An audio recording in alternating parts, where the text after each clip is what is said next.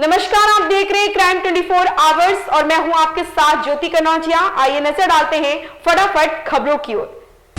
राजस्थान के अलवर में एक दर्दनाक हादसे में पिता और उसके 3 बच्चों की मौत हो गई। गुरुवार की देर रात कठूमर क्षेत्र एक टेम्पो और ट्रैक्टर की जोरदार भिड़ंत हो गई। हादसे में व्यक्ति की महिला गंभीर रूप से घायल हो गई। लोगों ने उसको अस्पताल पहुंचाया। गुस्साए लोगों ने ट्रैक्टर में आग लगा दी। मौके पर पहुंची पुलिस पर भी लोगों ने गुस्से में पत्थर बरसाए।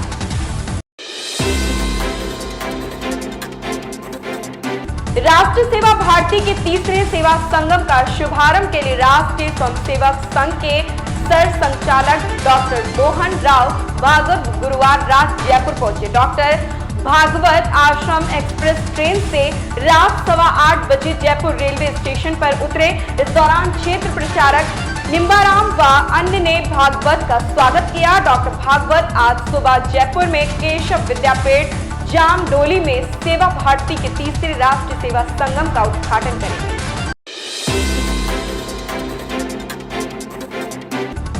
राजस्थान पर्यटन विकास निगम के अध्यक्ष एवं राज्य मंत्री धर्मेंद्र राठौड़ ने भारतीय जनता पार्टी के स्थापना दिवस के अवसर पर प्रधानमंत्री नरेंद्र मोदी के दिए बयान की कड़े शब्दों में निंदा की है।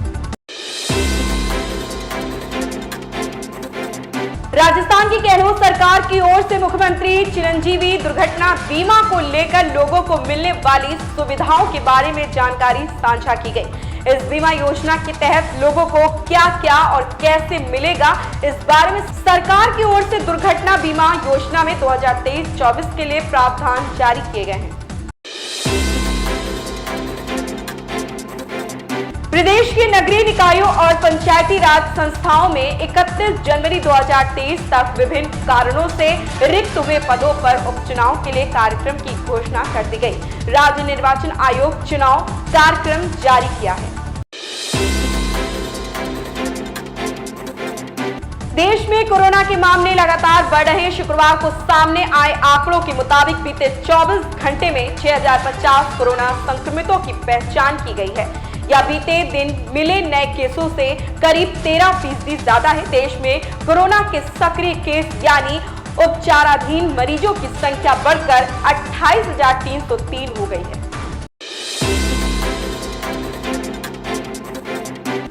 अगले लोकसभा चुनाव में भारतीय जनता पार्टी को रोकने के लिए प्रमुख दल गठबंधन से परहेज करेंगे।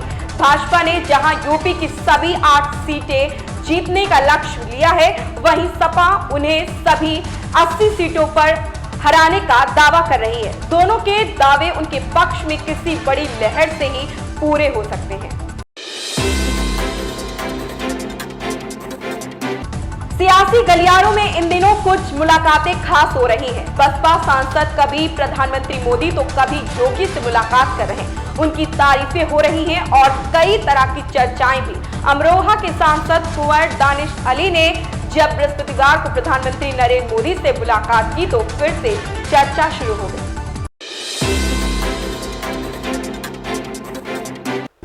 राजधानी में जल्द 100 विश्व स्तरीय इलेक्ट्रिक व्हीकल ईवी स्टेशन स्थापित होंगे। इनमें प्रति यूनिट चार्जिंग लागत दुनिया में सबसे कम होगी। दिल्ली सरकार की इस महत्वाकांक्षी परियोजना के तहत मेट्रो स्टेशनों व बस डिपो पर इन्हें स्थापित किया जाएगा।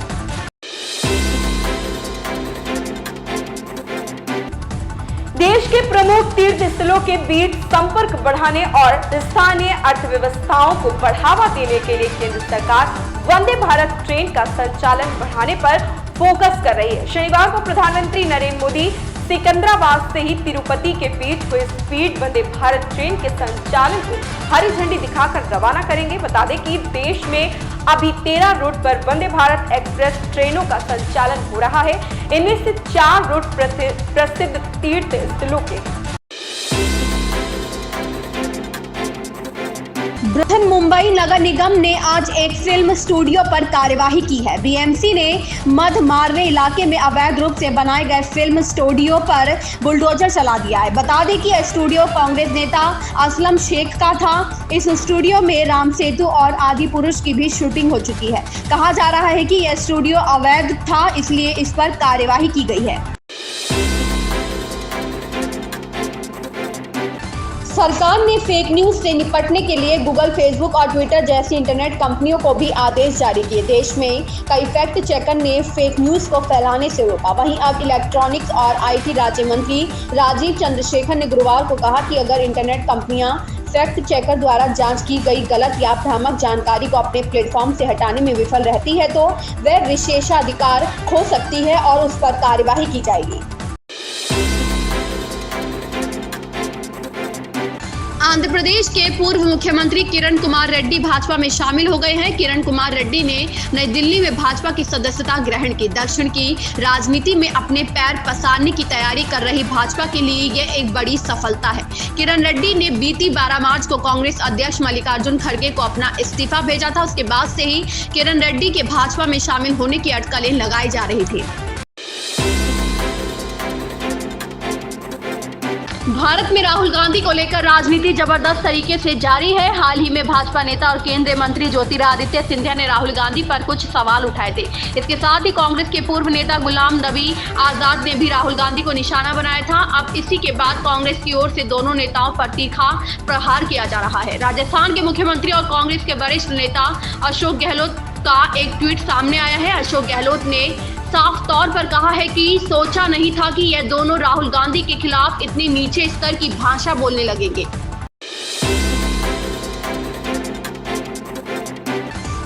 एलन मस्क ने फिर ट्विटर का लोगो बदला है। डॉग की जगह नीली चिड़िया की वापसी हुई है। 3 दिन पहले ही नीली चिड़िया को हटाकर डॉग को लोगो बनाया गया था। हालांकि ट्विटर पर यह बदलाव केवल वेब वर्जन पर किया गया था। अब नीली चिड़िया वाला लोगो फिर से वापस लाया गया है। वेब और ऐप दोनों पर नीली चिड़िया का लोगो नजर आ रहा है।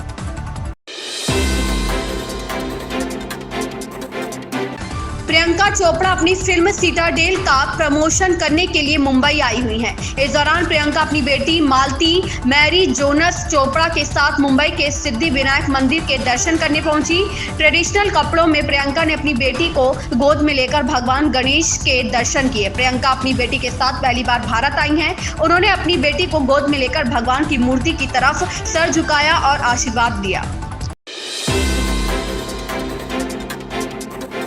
रोडवेज मामले में सजा काटकर 1 अप्रैल को जेल से बाहर आए नवजोत सिद्धू एक्टिव हो गए हैं। जेल से बाहर आने के बाद से वह मुलाकातों में व्यस्त हैं। पहले उन्होंने सिद्धू मूसेवाला के परिजनों से मुलाकात कर सरकार से न्याय मांगा। इसके बाद वह दिल्ली में राहुल गांधी और प्रियंका गांधी से मिले। इसी क्रम में सिद्धू ने कांग्रेस अध्यक्ष मल्लिकार्जुन खड़गे से भी मुलाकात की। इसकी जानकारी उन्होंने अपने ट्विटर हैंडल से भी दी।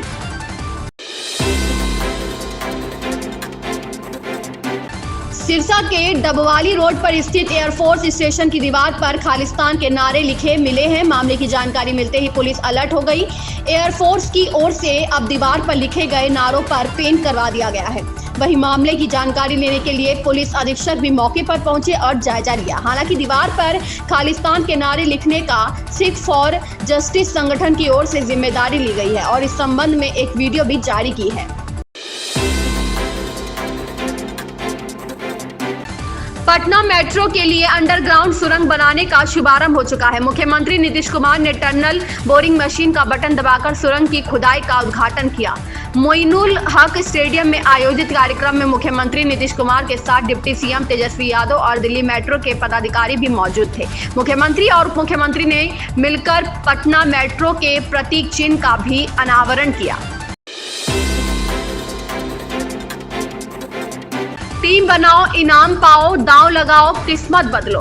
इस तरह के लुभावने विज्ञापनों के जरिए दांव लगाकर पैसे कमाने का सपना दिखाने वाले ऑनलाइन गेम बंद किए जाएंगे। केंद्र सरकार ने गुरुवार को इस बारे में एडवाइजरी जारी की है। सरकार ने कहा कि ऑनलाइन गेम की सेल्फ रेगुलेटरी संगठन की तरफ से जांच की जाएगी। नियमों पर खरा उतरने पर ही ऑनलाइन गेम को पब्लिक प्लेटफॉर्म पर चलाने की परमिशन दी जाएगी। भोजपुरी अभिनेत्री आकांक्षा सिंह को आत्महत्या के लिए उकसाने के आरोपी गायक समर सिंह को गाजियाबाद से गिरफ्तार किया गया। एक आरोपी संजय सिंह अभी फरार है।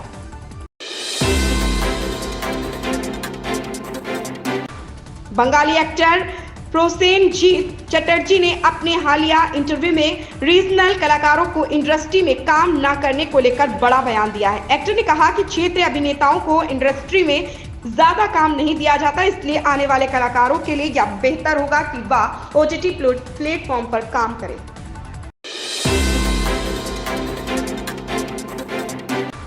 स्वास्थ्य मंत्रालय के अनुसार नए मरीजों की संख्या बढ़ने के चलते सक्रिय मामले भी बढ़कर 25,587 तक पहुंच गए। बीते दिन 2,826 मरीजों को स्वस्थ घोषित किया गया है। मंत्रालय के एक वरिष्ठ अधिकारी ने बताया कि कोरोना की जांच बढ़ने के साथ ही संक्रमित रोगियों की संख्या बढ़ती दिखाई दे रही है।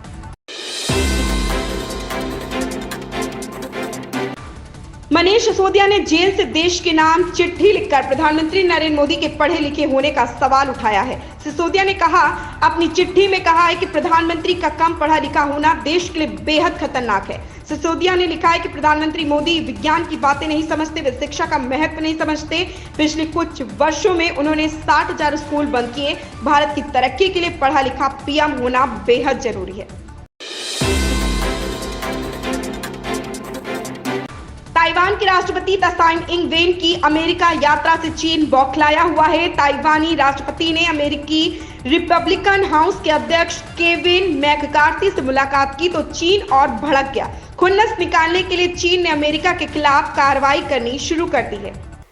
इन खबरों में फिलहाल इतना ही। बने रहे क्राइम 24 आवर्स के साथ।